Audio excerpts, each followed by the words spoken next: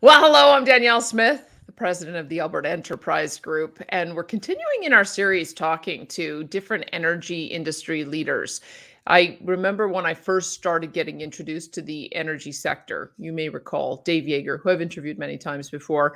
It was my principal energy policy advisor, but he was not the first person that I met in the energy industry or the first person at one of what I call the alphabet soup of associations in the industry. It's quite a challenge figuring out what each of them are. And so that's why we're going through each one. Now, when I first met Mark Schultz, he actually was, I think, probably the first representative from that I met from one of the industry associations. It was the Canadian Association of Oil Well Drilling Contractors at the time.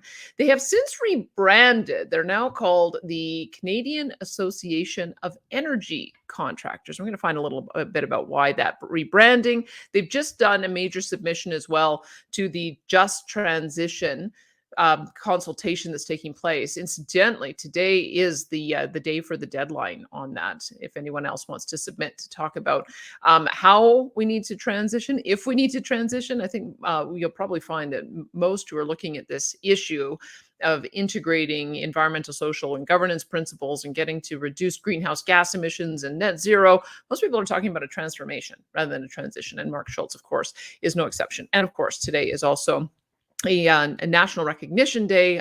I believe it's a federal stat holiday for reconciliation with First Nations. And as I have said many times before, it seems to me that the energy sector is on the front line of economic reconciliation with our First Nations. And so we're going to talk a little bit about that as well. But joining me now to go through all of these issues is Mark Schultz. He is the CEO of the Canadian Association of Energy Contractors, and he joins me now. Mark, thanks so much for being with me. Hey, thank you for having me. And as you had said, we are the association with the most letters of the alphabet soup that you were talking about. So CAOEC. I think we beat everybody hands down with that. I think you do. CPAC used to, and then they dropped the S. They're just EPAC. So you're right. You're a five-letter acronym. Now let's talk about what the difference is. So I'm wondering if when you made that change, did that mean that you have a different composition of your membership? Does it mean that it's a different focus? Tell us a little bit about the process you went through. Yeah, well, I mean, a little bit. And I think during, with COVID-19 in 2020, a lot of companies, I think, were kind of looking at their vision statement. We're looking at a very different and evolving energy system. And so we wanted to take a look at strategically, where does our association end up in this mix as we see this disruption in the market and disruption in government policy. So we are the oldest trade association in the oil and gas industry. 1949, we were created by 10 drilling contractors at that time. And 10 drilling contractors came together and they wanted to do things differently and work together more collaboratively than what they saw down in the United States. And at the time in 49, it was predominantly dominated by a lot of American companies in the Canadian Western Basin. And so we started to kind of hash out this Canadian identity in the oil and gas sector. And so in 49, we created the organization. And there's two terms that, we were really looking at in terms of our identity, which is oil well in CAODC, our original acronym or name, and drilling. And so when you hone into the word oil well, and it's not to say that we're not incredibly proud of our oil and gas resources in our industry, but oil doesn't even capture what, in essence, all of the different commodities our members are now drilling. And one of the things you can point out to is where's gas in all this? Because Western Canada is a predominantly gas basin, but in 1949, oil was the predominant commodity. That's what we were drilling for. In fact, the natural gas was seen as a nuisance gas. We didn't know what to do with it at the time. And in many cases, we would flare it and try to dispose of it as a waste gas. Obviously, that's not the case today. And so our 75-year history was really put under kind of the spotlight in 2020, looking at things like, the commodities that we're predominantly drilling for. I have members that are drilling for helium, geothermal, lithium, potash, water, oil and gas, And so, we wanted a term which was energy. And in essence, that's what we're delivering to the world is energy products produced in the most responsible way. And then the other term was drilling. And so we are now on the cusp of expanding our membership to facilitate broader collaboration within the energy services sector that allows companies to come together, identify initiatives, problems, challenges in the industry, and then work collaboratively to find solutions. So we're really excited about this new mandate that we have. Now we're the Canadian Association of Energy Contractors, and helping position the industry to navigate these, navigate this territory of uncertainty, but opportunity. And we're really excited about it. It's really well put, because it is. There's a ton of opportunity, and you've already gone through a bunch of the different opportunities that you have with the organization. I'm kind of interested in knowing, of those original 10, do any of them still exist? No, unfortunately, they exist probably in the iterations of the different companies that are today. But you got to kind of think and keep in mind, in 1949, we were drilling with wooden derricks, right?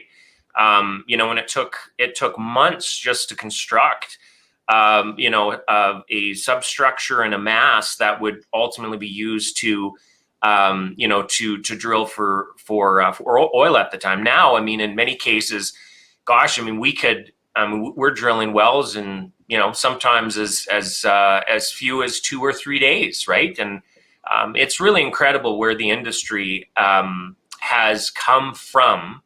But the one thing I would say is, although the companies might not exist today in their true form of 1949, the resiliency, the entrepreneurial spirit has still woven through the fabric of Western Canada since 1949, and a lot of that was seen in the oil and gas industry.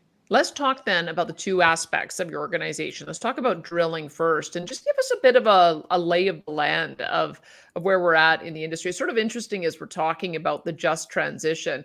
I'm thinking, wow, like it's been since 2014 since we had a huge disruption in both oil and gas prices, which caused a huge disruption in the workforce. And in some ways, I think that the government's consultation on just transition is a bit late. We've already had a number of workers who have had to find a way to either recreate their businesses or repurpose their businesses. Some are sadly moving to the United States. So we'll transition into talking about that consultation in a minute. But give me a sense of where we've been since about 2014. Well, definitely 2020 was, I think, a very scary year for the industry. But one of the things, just to put in context, it's really been the last 7 years that have been very disruptive and difficult for the industry. So Canada in particular, we've been in a depressed commodity environment, depressed capital environment for really the last 7 years. 2020 obviously was kind of the two black swan events that basically cratered the industry entirely. But the industry as a whole has been struggling, the past 7 years. I remember sitting in my office in June of 2020 and looking at my rig count, and our members report all the locations and activity every day to our association, and we send that information out to the public markets. And there were 6 drilling rigs in all of Western Canada drilling in periods of June of 2020. And you're thinking, just to have a context of that, tell us how that compares to, say, the high water mark, so that we know just how low 6 drilling rigs was. Well, in some cases back in the heyday, we would have 600, 650, 700 drilling rigs working, right? And so, to keep that in mind, there were 6 out of about 450 drilling rigs capable or marketable to work in Western Canada drilling. And you think about that just from the context of just business revenue, because our membership, the business model for a drilling contractor or well servicing contractor is, if you don't have equipment in the field, you're not making any revenue. So when you only have 6, and that's there were I have 22 drilling rig members in our membership. Only 4 of them were active in June. Wow. And so it was, I mean, it was really, really scary. I mean, the other piece is the impact on families and workers. For every drilling rig that works, it equates to about 200 direct and indirect workers and families that are able to pay the bills. When you got 6 drilling rigs working compared to what we should have, which was 200 or so in the market that we were dealing with in 2019, it was those are some very trying times for a lot of Western Canadians. Let's walk through this a little bit, because I guess I think of the price collapse that happened in 2014, caused by a great new technological innovation, horizontal multi-stage fracking, which opened up shale oil and shale gas in the U.S. I kind of looked at that as the black swan event, and I was under the impression, and you're going to have to correct me on this. I was under the impression that many industries were able, even once we started with the shutdown with COVID, I was under the impression that many of the industries were able to keep on operating without much disruption. So was it COVID that caused that collapse, or was it something else? Am I missing something? Yeah, there were 2 things what I would describe as the 2 black swan events. One is early on in the year, you'll recall that the Russians and the Saudis were playing a little bit of gamesmanship of basically trying to stabilize the market. And they both said they wanted to retain a certain amount of market share, couldn't agree on price stability or output stability, and decided to flood the market with a tremendous amount of excess supply. And so that happened in and around January, which flooded the market with all this extra crude oil. And then on top of that, you had COVID-19, which basically had a challenge on the demand side of the equation. So simple economics, when you have less demand and a resurgence of supply, you have a complete a crash of pricing. And so we saw in some cases, our customers, who are the oil and gas producer, were paying people to take their commodity from them because they had nowhere to, had no buyers, you had no capability of selling it, basically, because of where the economics were. And the other piece is Canada was also in a very precarious position because of pipeline capacity. And we're starting to see some good news now with, Line 3 now, and we can talk about that a little bit later. But, there were so many things that were stacked against Canada in 2020 that caused a lot of disruption in the market. All right. So then let's talk about how things have changed, because if that's the low water mark, I guess there's nowhere to go but up. How are things looking now? It's a strange market to be in, isn't it? Because I think a lot of people were under the impression that perhaps what would happen is we'd have a permanent change in our consumption of energy. And I haven't observed that. It seems to me that some of the latest projections suggest we'll be back to some of the high watermark levels of production in fairly short order, if we haven't hit that already.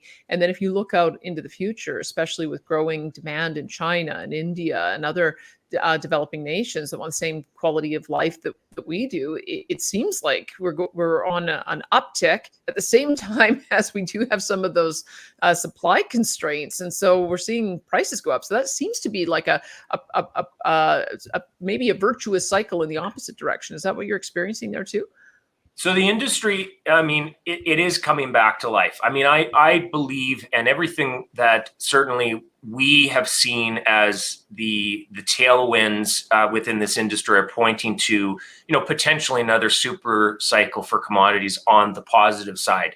So we're seeing gas prices come back, crude prices come back, which is all encouraging because our members are drilling because our customers, who are the producers, have confidence in the market. They got confidence in the ability to get their products to market. They have confidence in the robustness of returns. And so they're putting more drilling rigs to work. To give you an idea here, year over year, we are actually trailing 217% higher than what we were in 2020, which means we have more drilling rigs working. But the other piece is we also are employing over 10,000 more Western Canadians because of that robustness and an increase in activity. So, I mean, that's huge, right? You think about, some of the really difficult unemployment figures we have all across the country. The fact that we're now putting 10,000 more people to work, that means more folks are able to pay the bills, their mortgages, put their kids in soccer, hockey, and all that kind of stuff. Month over month, so from July to August, we saw a 26% increase. So we are well on our way to I think a long-term recovery, which is all great news. One of the things to look at is actually Canada, in particular, is doing much better from a recovery basis than other parts of the world. So today we're actually at our pre-pandemic drilling levels. So we are now drilling. We have about the same amount of rigs that we were drilling for in 2019 as we are today. The United States is about 60 to 70% of what they were pre-pandemic, and then internationally is in about 70% as well. So we are actually doing much better than other parts of the world. And one of the reasons for that, as I had said, the last 7 years has been really challenging for the industry, but the industry has been able to work through those challenges, get our cost structure under control, start proving returns for our investors. And so Canada actually is seen as a really, really key jurisdiction now for investment. The question, and I hope we can get into this, is do we want that opportunity? Do we want that investment? And that's going to be key in terms of structuring good public policy around the interest in Canadian oil and gas and Canadian energy. And I do want to talk to you about that, because I think when you're asking the question is, are governments committed to making the policy changes or giving the policy support that will attract that investment? But I just want to make sure I understand where we're at, because if 6 rigs was the low point, 600 was the high point, where are we kind of at right now? So we have about 175 drilling rigs working today. Wow.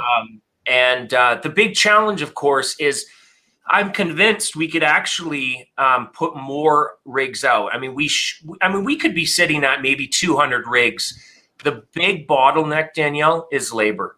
And, there's a lot of factors involved in, why we're having a tough time bringing people back into the industry. But that is going to be the bottleneck for this recovery effort here. I want to talk about a couple of things related to that, because do we need as many rigs as we did in the past? I mean, if you can do a bunch of directional drilling off of a single pad, does that still require the same number of people, or are we able to get more production with fewer people, or is the job creation still optimal at that level? Because you see with oil sands development, you get the impression that they can really amp up the amount of production that they have, and it doesn't necessarily mean that they're going to have to hire more people. But when you're drilling wells, you obviously do need to. But how has that changed? How has the job opportunity changed? So the direct employment with a working drilling rig hasn't really changed that much. But what has changed, I think, is the efficiencies of that rig. So as a whole, there are less drilling rigs that are required to create the same amount of production and drilling activity. So to give you an example, I'd say back 2006 was probably the height of our registered rigs in Western Canada. We had about 900 registered rigs in Western Canada. Today, we have 450. And many people would suggest that the market is probably looking for anywhere between 350 to 400 rigs. And the reason for that is these rigs are so efficient at what we do. In fact, many people argue we've drilled ourselves out of business in a sense, is because wells that took us, 40 days are now taking us, 5 and 8 days. And, one of the things that's really incredible about those efficiencies is I often work with a lot of different levels of government. And the question they ask me is, well, how are you doing when it comes to reducing your carbon footprint? And I always say, well, how does 80% sound? We've reduced our emissions by 80%, right? And they say, well, how does that make sense? It's like, well, a well that would have taken 40 days is now taking 5 days and 8 days. So we're not using the same levels of emissions. We don't have near the amount of landscape that we are disrupting. And so our emissions have actually cratered on the conventional side because of how efficient the industry has become. That's a remarkable story. I want to talk about the different aspects of ESG because I think this is important as we're talking about how you develop metrics around environmental, social, and governance in order to be able to attract that capital, so people can feel confident in investing in the industry. And offline, we talked about a couple of things because I'd asked you whether you're seeing any First Nations drilling companies as part of your membership, and this goes to the initial conversation we had about how you're expanding out your membership. You said there's a lot of opportunity on the service side. So tell us a little bit about what that aspect of well servicing is, and then tell us what you're seeing in the First Nations business opportunities.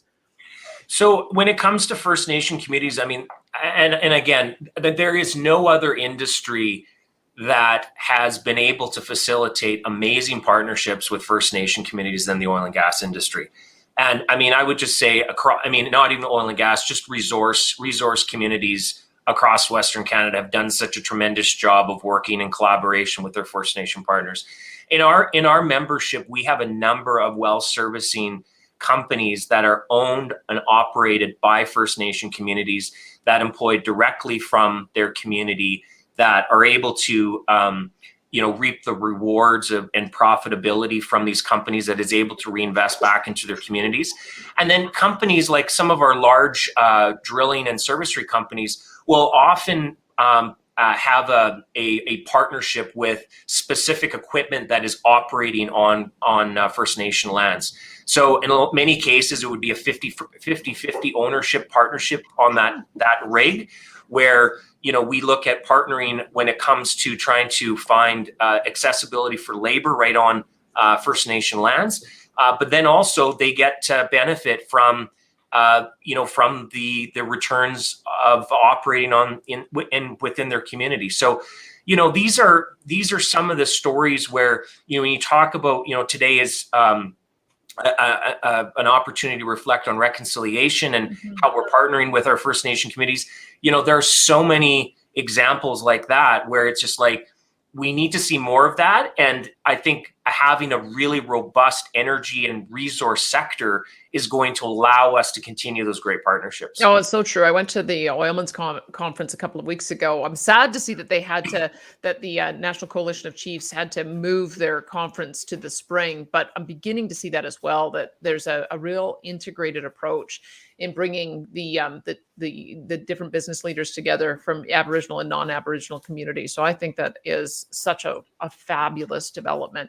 Let me ask you about one other aspect of the sort of the social side, and that's because I was just on a consultation. There's a group that is meeting on a regular basis to develop environmental, social, and governance policy and start looking at some of the parameters for it. Now, obviously, one of the issues is bringing more women into significant roles in industry. And it's interesting, whenever I have gone to look at operations, I'm always amazed at how much technology is being used. I watched one time a directional drill happening, and it almost looks like playing a video game. But the nice part about that is it levels the playing field. I mean, if you don't have to do the big husky, hulky work, and you can do the work because of technology, it seems to me that should be a great attractor to bring more women into the industry too. Are you seeing that? We are. I mean, certainly, we have seen an increase in women in our workplaces. I mean, clearly, one of the things that's so interesting about a modern rig right now is you go into a driller's quarter or a doghouse, and you'd almost feel like you're walking on the bridge of the Star Trek Enterprise, right? Like you have controls, you have like almost a gamer's chair kind of thing where if somebody's able to control all elements and all the different automation on the rig in a single chair. So in essence, really, it doesn't matter anymore of your ability to lift pipe or lift have have a more kind of general labor feel of the rigs. It's much more what's in your head and your ability to actually multitask and coordinate many different elements of the different computer systems on a rig. So I mean, that to me is going to, I think, add another opportunity for a different diversity of a workforce on rigs in the future. I mean, the amount of computer technology that is in some of these rigs, we're actually looking at the changing the scope of the competencies and skill sets that we actually need to run some of this equipment. I mean, it's, we're now talking about IT and computer software and programming. I mean, all of this now is coming to the forefront of the drilling industry, and it's going to require a much more different skill set than what we saw in the past. Well, and it's interesting to me too, because I've observed it seemed like the tech development industry and the traditional industries, it was almost like they were pitted against each other as being one or the other. And it sounds to me like what you're saying is it's both, is that not only are we going to have huge opportunity for tech in the energy sector, but we kind of need to have, I mean, developing the energy sector also creates huge opportunities to develop new technological solutions too. And the other thing that you've mentioned, I think is important, is that if you have a more diverse base to draw on, including the full range of diversity as well as women, that would seem to be the sort of the sowing the seeds for you to solve some of your labor issues. But it sounds like we've got a big labor crunch coming, and I'm hearing this across a whole variety of industries. And I want to get a sense of what the nature of the problem is, and then we can talk about what you're hoping some of the solutions are. But it seems strange that when we look at how high our unemployment rates are in Alberta, that we would have these kinds of shortages. What is it that you're seeing? So there's a few factors that are likely to play in, and I think I could probably put it into about three buckets.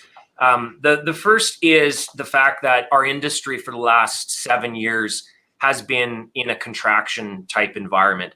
And so, quite frankly, we have burned a lot of workers because of the inconsistency of work that we're just not able to provide that level and that volume of work, to be able to develop a career long-term in the industry. So workers over the last 7 years have left the industry. They found other careers. They're working in town. They have possibly maybe, I know, they're maybe not making as much money as they would in the oil and gas, but they've adjusted their lifestyle and have accepted the fact that they much rather have, a different kind of career than the oil and gas industry. And so I think as the industry can prove and demonstrate to workers that we are in a sustained recovery, I think we'll be able to attract some of those workers back. But again, I mean, one of the things that I would just point out, I mean, in our industry, it's tough. It really is a lifestyle adjustment, I guess. Whereas if you were working in town, you're close to your friends, you're close to your family, you're not working in a camp situation. And in many cases, there is a new generation that values that social connectivity more than maybe folks in previous generations that said, what, I can tolerate being 2 or 3 weeks away from my friends and family because I'm making really good money.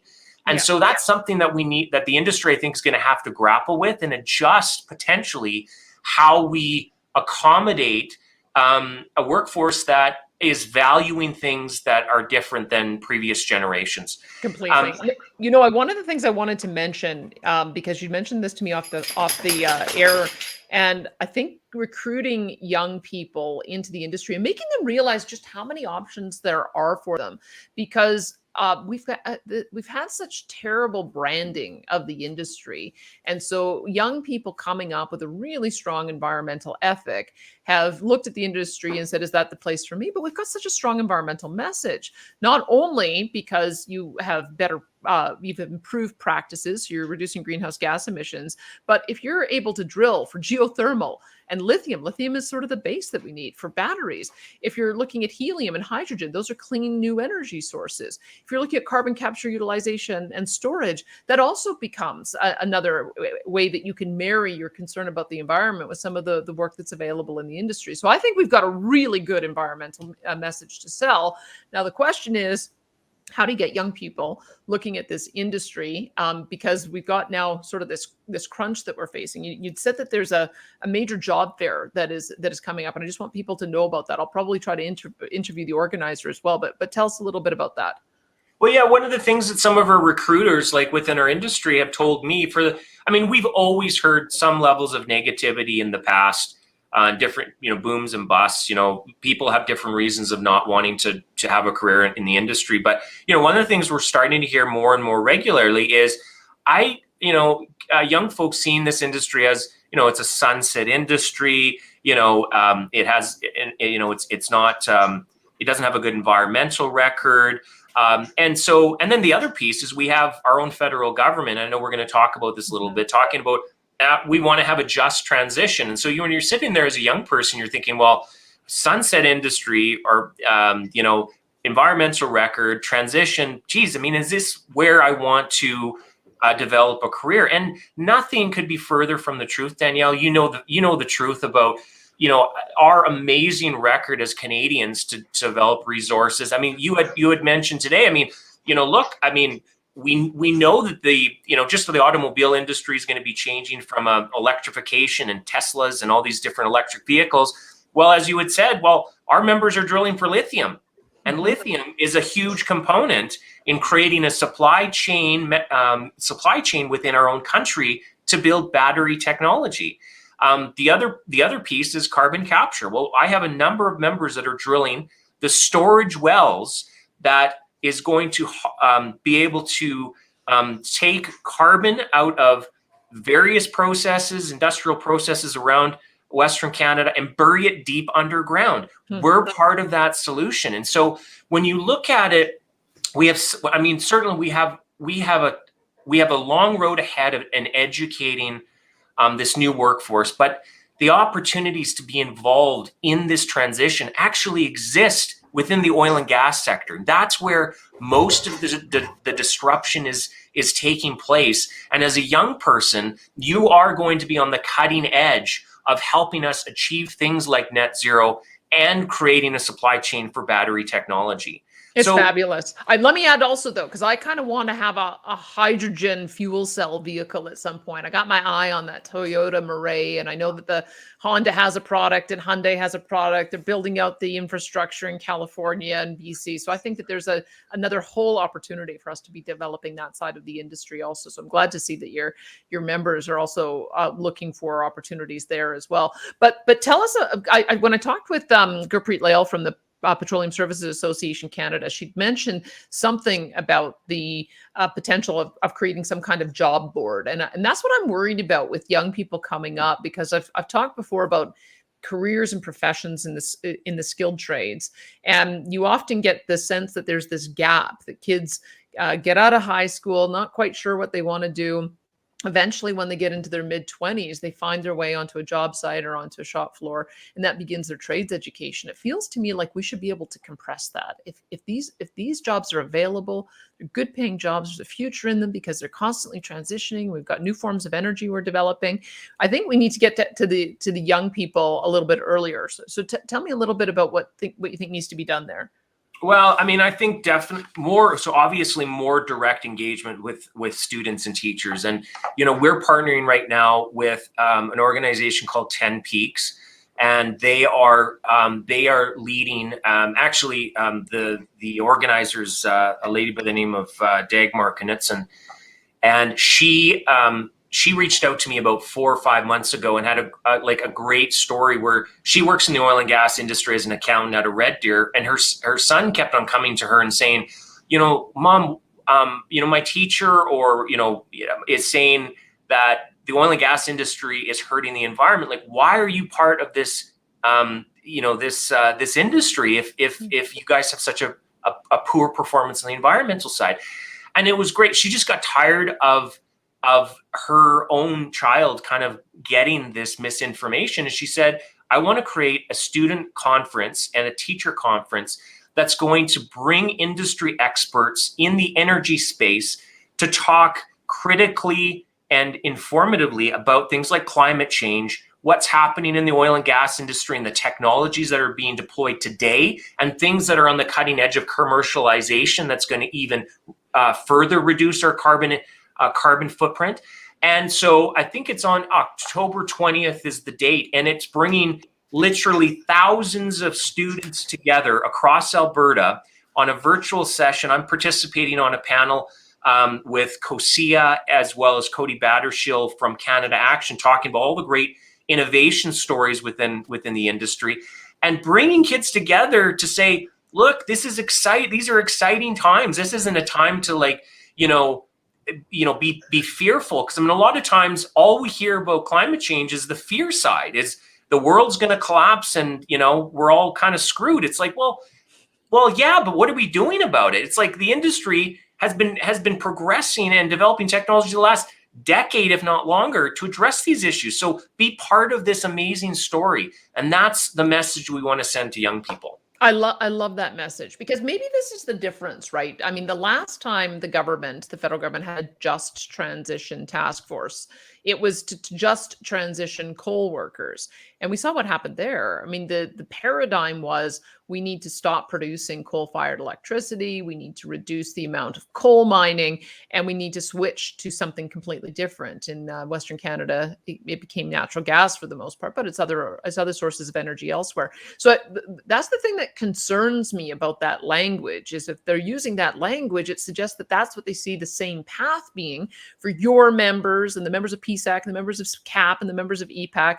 And it doesn't strike me that that's the future at all. There seems to me that there are many ways that you can continue to use the skills that were developed in the traditional development of hydrocarbons and transition or transform it to developing some of these new forms of energy. But if you're also developing carbon capture, utilization, and storage, then that creates that beautiful circular economy where, as you're producing oil and gas, you capture the CO2, you put the CO2 back underground. And that, to me, is really the optimal, if you can get to that point. So let's talk a bit about whether I'm being a bit too gloomy about what the federal government has in mind for us with this just transition report and call for submissions. How did you read what it is that they're up to?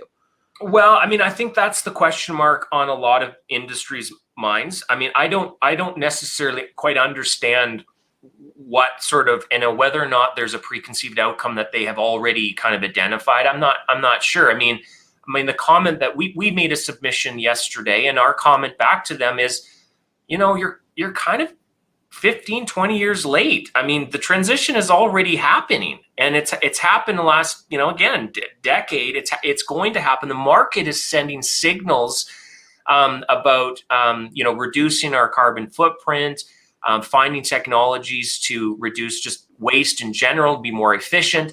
And so, I think the federal government, whether they realize it or not, they're kind of, they haven't really been at the table. The table's been set. It's already happening.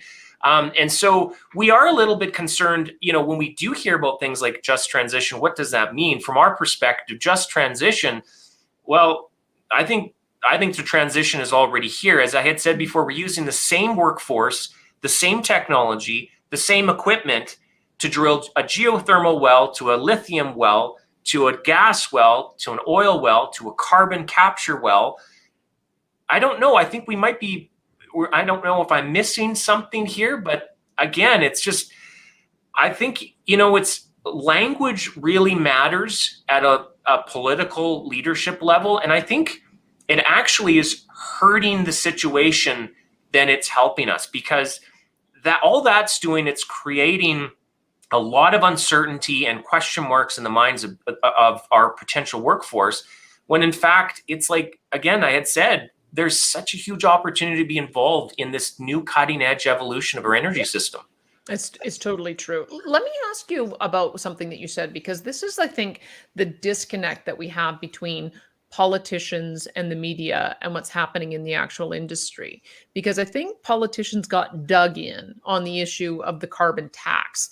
And so it was being fought politically, and then it was being fought during elections, and then it was being fought during the course, through the courts. And then some are saying, oh, Aaron O'Toole lost the election because he didn't stand firm on the issue of carbon tax and carbon pricing. And it seems like there's this whole conversation that's going on. But you said something really important, that the market is sending the signals, and have been sending those signals for 15 to 20 years, and the industry has responded. So for those who still want to really dig in and fight the, do we need to move this quickly on CO2? Do we need to do anything at all? Does it need a price? It almost sounds like that's beside the point in the way you're framing it. And I wonder why you're seeing it that way. Why are you thinking that this is now market driven as opposed to just simply being government driven? Well, look, so one of the things that I had said before, how Canada is positioned so, so well in this conversation about we spent the last 7 years getting our cost structure sorted out, and now we've been operating. Canada's been operating under some sort of carbon regime since I think 2007, when the Alberta government introduced some sort of carbon pricing. So we've already been dealing with some sort of carbon pricing and adapting accordingly. So one of the things to kind of point out is about 80% of the oil and gas reserves are controlled in some form by a national state controlled enterprise. 20% or maybe 20 to 25% are available for public investment. And so when you look at what the signals of many institutional investors and access to capital are saying, they're saying, look, we want to not only get a return on our investment, but we want those investments to be put in jurisdictions that we know have a good, strong ESG record.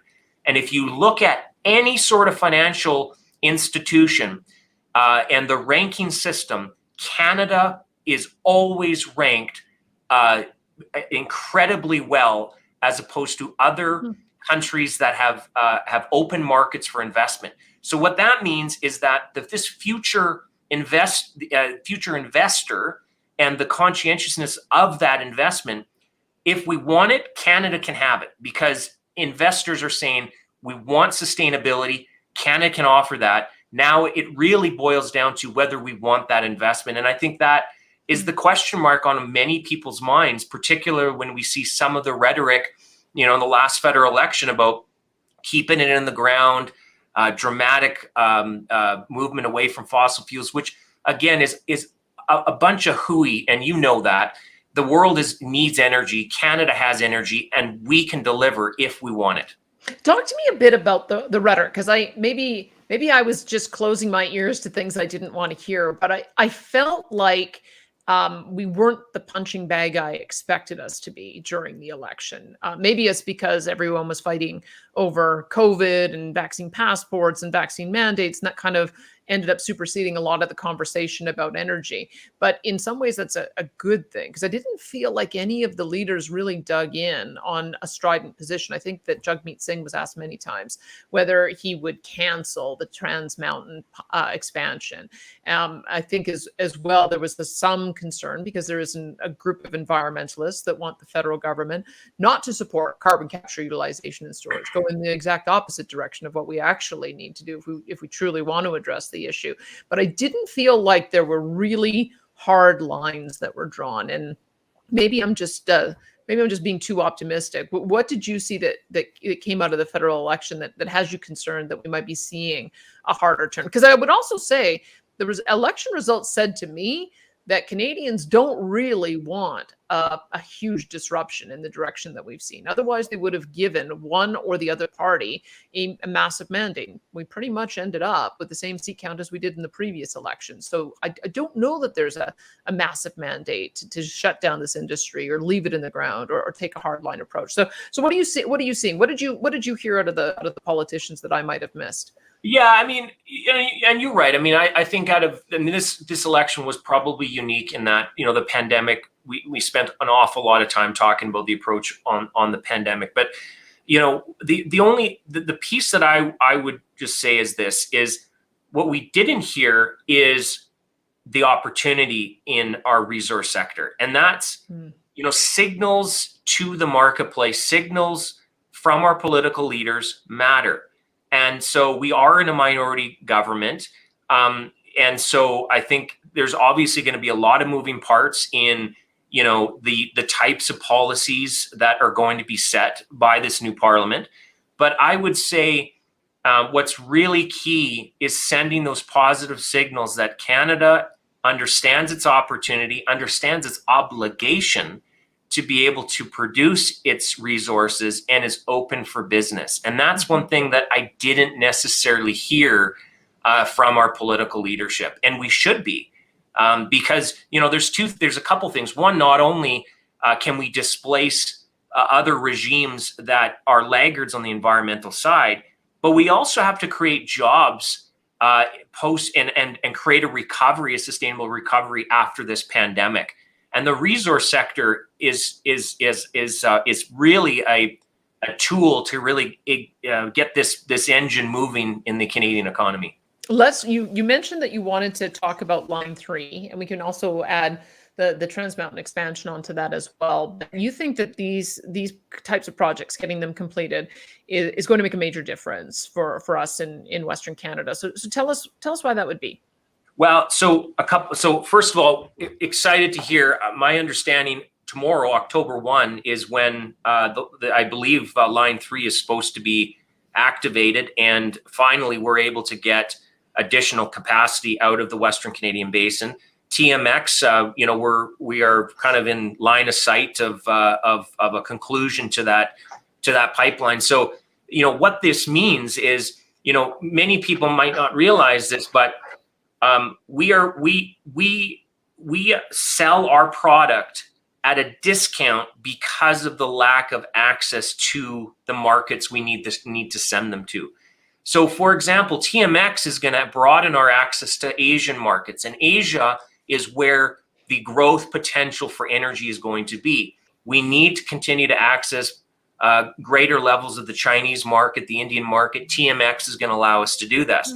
Line 3 is going to give us greater capabilities to get our products all the way down to the Gulf Coast and supply the U.S. market with more access to our products. So what's going to happen is that as we expand our capabilities of infrastructure and pipelines, the differential and the gap between WTI and these international pricing and what Canada typically gets, which could be anywhere between $15, $20, $25 difference, is going to shrink considerably, which means the rent that Albertans and Western Canadians get on the product that we produce, which all of us collectively own, is going to increase, which means that is good news for places like the Alberta government that has a structural deficit and is able to provide social services to through healthcare, education.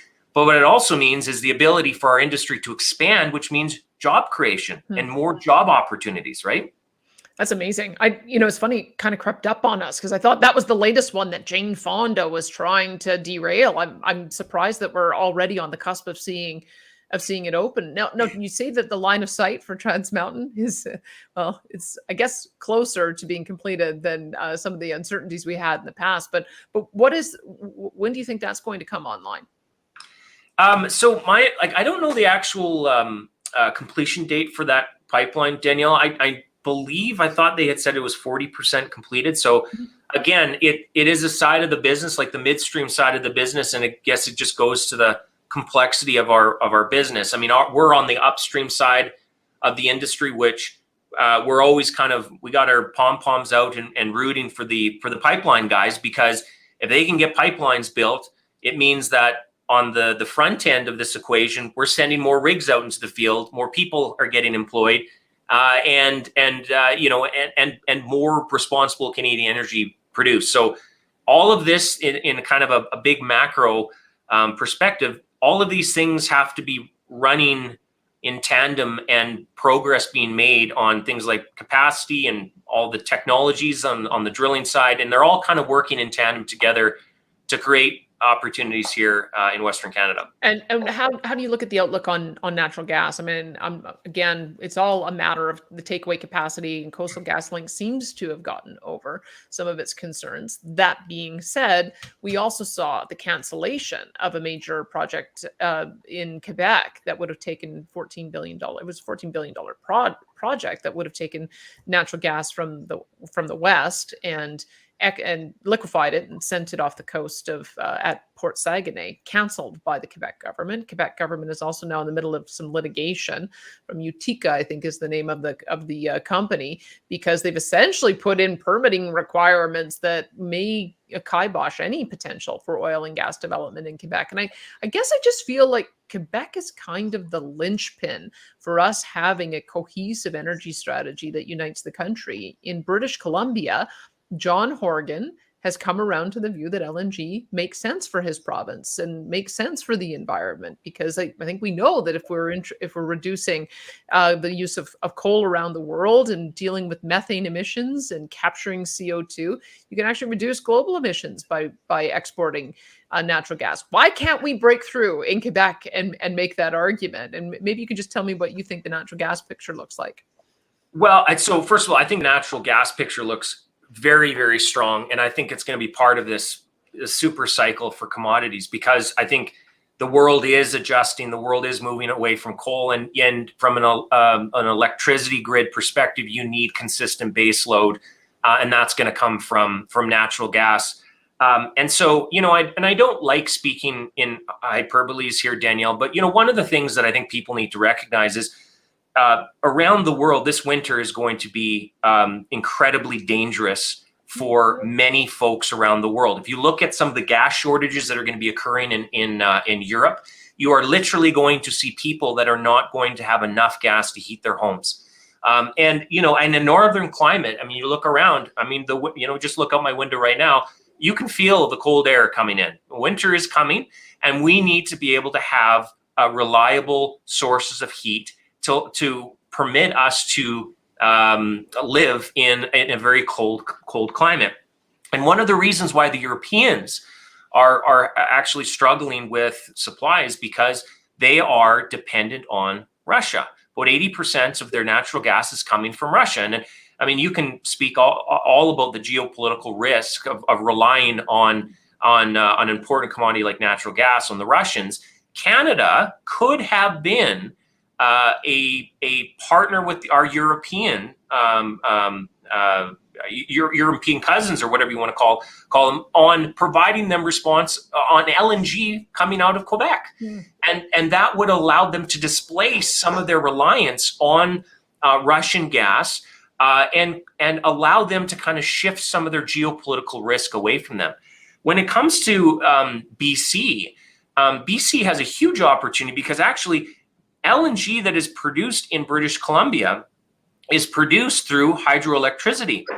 And so BC is actually going to have one of the lowest carbon scope of emissions when it comes to LNG development anywhere in the world. And that's so interesting you should say that, because that carbon intensity argument is one that Quebec often makes in its aluminum industry, that they're able to use low-cost hydropower and cleaner hydropower to develop their aluminum industry. So you'd think we'd be able to make a similar argument about them being a low-cost producer of LNG as well in Quebec. Well, low cost and low carbon, right? I mean, and I think that's the magic formula, right? Is that, in any sort of marketplace, we know where the market's moving on carbon. So if you can be low carbon and low cost, I mean, you are going to attract incredible sums of investment, and that's the opportunity for Canada. So here's the question. How do we get John Horgan, Francois Legault, and Jason Kenney in a room together so that they can all hash this out? I mean, I've always felt like that was one of the Premier's great advantages, is that he could speak to Quebecers in their own language. And I thought that we'd had a breakthrough in Quebec where there was an agreement early on for us to pursue that path. I'm not quite sure how it ended up getting so derailed, but do you have some thoughts about how we can get that back on track? I've often said, maybe what we need to do is just have a few energy companies headquartered in Montreal so that we can be there. They can see and touch the industry. We can communicate in the same language, and that we can make that breakthrough, not only about how we can help the world, but also how we can reduce greenhouse gas emissions, but also about how reliant Quebecers also are on hydrocarbon fuels. There just seems to be such a disconnect. Like, we literally are speaking different languages. And I don't know if you've given some thought to how you might bridge that gap. Well, not you personally, we, because I think it's all of our problem, isn't it? No, for sure. I mean, look, I'm not a politician, and so sometimes the language and the strategies of politics is a bit foreign to me and puzzling, I think, to many Canadians. Mm-hmm. I will just say this, just as a pure observation. I think Canada as a whole is broken in a sense that too many core strategic national issues are being dealt with at a provincial level. And you have a lot of regional, conflict, and you have different posturing with different provinces. What is missing is a national leader that basically says, look, I understand that everyone's going to have different opinions, but we need to talk about the nation of Canada that's good for Canada as a whole. And you know what? Not everyone is going to be able to get everything that they're looking for, but you need a national government that sees the bigger picture, that isn't afraid to kind of stand in the way and say, look, this is our constitutional prerogative to build things like pipelines, build things like major infrastructure projects. And I find that that's kind of missing in our country. And it's always, our federal government has always kind of taken a bit of a back seat and said, we'll just let the provinces kind of work on this. And it never works because the tools that the provinces have aren't the constitutional tools that the federal government has. And yes, we need a national strategy, not a regional strategy. And that's what's missing. And I guess this is the challenge, is having a national strategy that actually puts the best interests of the economic development of all regions at the center of it, as opposed to pitting one region against the other. I think what people fear is that if it's the current iteration of Parliament and the current government leading that, then it's going to be leading in a direction that's not necessarily in the interests of Alberta. So it's a challenge, because you're right. It'd be really nice if we could all be on board with maximizing the value of all of our resources in every region. One thing, though, I noticed in your submission is that you did give the government some credit on that site rehabilitation program. And that was the program that allowed for more I'm going to say downhole abandonment, because I don't know if there was much surface reconstruction and much full reclamation and vegetation management that took place. But how did that help your members? And give me some sense of how that type of approach needs to be sustained. Well, as I had said, in the middle of 2020 was the period where it was unbelievable fear and uncertainty in the industry. We didn't know where things were going to go. We had hardly any rigs working. And that site rehabilitation program came at, it was almost a perfect timing to help stimulate some work for our industry. So we got people back engaged in the workforce. Our rigs were out working. But then the other piece is we were dealing with some environmental legacies that, quite frankly, should have been dealt with historically. It's a black eye, if you will, on the industry and our inability to manage those liabilities. They should have been dealt with, but they weren't. And again, there's lots of blame to point fingers. But the reality is, $1.5 billion came from the federal government to get people to work and sites rehabilitated and properly decommissioned, which was a good news story for not only the environment, but also for needed stimulus within the industry to get people back to work. Well, and I love the story too, because when you're talking about wanting to attract younger people into the industry, that provides a measure of stability as well. When prices are high and we're on an upswing, then you can be on the drilling side and the production side. If we end up with a stabilizing or a decline in prices, then you can switch over and do the site rehabilitation as well. And so that may be the model that we end up needing to develop in order to continue to attract people into the industry, so that they know that they've got long-term stable jobs as opposed to the up and down.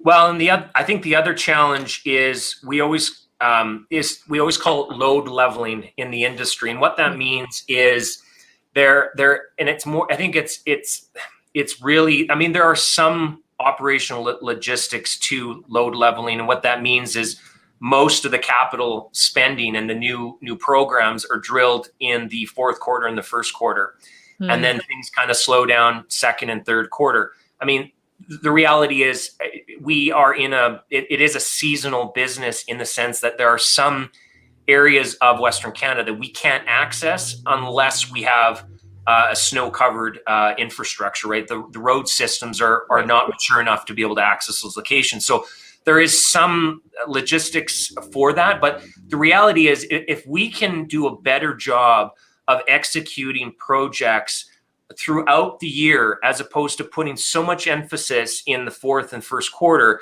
that's going to allow us to deal with some of these huge labor constraints. But the other thing is it allows us to provide stable work throughout the year, as opposed to, what we typically do is it's like, look, we used to always call it the 100 days from hell.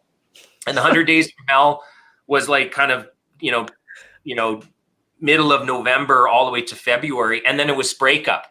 And it was just like, we got to get as much equipment out. We need to make as much money because Q2 is slow. And so you need to make enough revenue to be able to keep the lights on and everything operating smoothly through the course of spring breakup in the summer months. And then it starts ramping back up again. So better kind of analysis and load leveling of projects across the calendar, I think would be helpful. I love it. Now, I had a really long list of things to talk to you about, and I think we covered them all. I want to make sure that I didn't miss anything that you wanted to discuss before I let you go today. No, I mean, look, I am an eternal optimist, Danielle, and I would just say this is we are in such a great position as a region, as a country, as an industry. And the world is at our fingertips. And if we want it, it is ours. We can take this because the technology that's going to be at the forefront of this energy evolution is going to be created here in Canada and exported around the world. And if we are really concerned and serious about climate change, it's that innovation and that leadership is going to come out of the oil and gas industry, and no other industry is going to be able to have the resources, the willpower, or the skill set to be able to deliver. So I really hope that our political leadership nationally and provincially and municipally understand the opportunity and work in partnership with the industry to deliver. I love the message. I love your optimism. I think we were talking as well that of all the years that you've been at CAOEC, this is actually an upswing for you. This is probably the best it's been in a long time. Yeah, and I'm hoping, I mean, you can't see it here, but I mean, the last 7 years has not been friendly on my aging. And I'm hoping that as we go through recovery, I might maybe look a little bit younger after 7 years here. So you're looking great to me. Thank you so much for everything that you do. I'm looking forward to the October 20th conference. I'll see if I can get Dagmar on to talk a little bit more about it, because I think that work is so very important. The message is so important. You're such a great communicator of it. Thank you so much for your time today. Thanks, Danielle. You got it. That's Mark Schultz. He's president and CEO of the Canadian Association of Energy Contractors, formerly the Canadian Association of Oil Well Drilling Contractors. Now you know why it is they changed their name. And now you know why it is he's so optimistic. It's a pretty major turnaround in the number of rigs. And one more thing, just on the just transition, I know that there are a lot of energy groups that are submitting to that, because today is the day that they are calling for the end of submissions. And also it's a Reconciliation Day as well, a new national day of observance by the federal government. And it's nice to see that we've got so many great partnerships forming with our First Nations communities. That's it for me today and for this week, but we will be back at it again next Thursday. I'm Danielle Smith, president of the Alberta Enterprise Group, and thanks so much for tuning in.